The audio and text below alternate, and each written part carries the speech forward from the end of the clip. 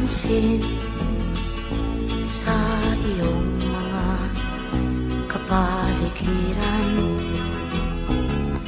Kay dumi na ng hangin, pati na ang mga ilog natin. Hindi na masama ang pag-unlad, at malayo-layo na rin ang ating narating. Ngunit masdan mo ang tubig sa dagat, dati kulay asul, ngayon'y naging itim. Ang mga duming ating ikinalat sa hangin, sa langit, huwag na nating paabutin.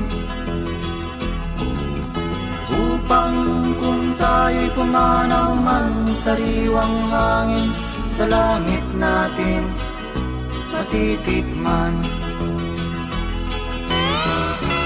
Mayroon lang akong hinihiling, sa aking pagpanaw sana ay tag-ulan. Gitara ko ay aking dadalhin, upang sa ulap na lang tayo magkantahan.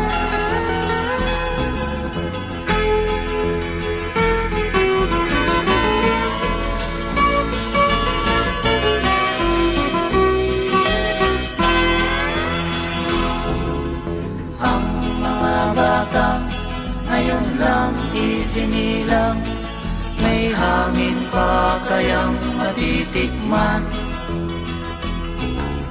May mga puno pa kaya silang aakyatin, may mga ilog pa kayang lalamuyan.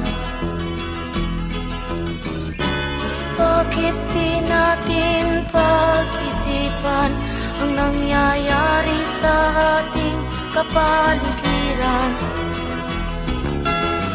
Hindi nga masama ang pag-unlad, kung hindi nakakasira ng kalikasan. Darating ang panahon, mga ibong dala ay wala nang madadapuan.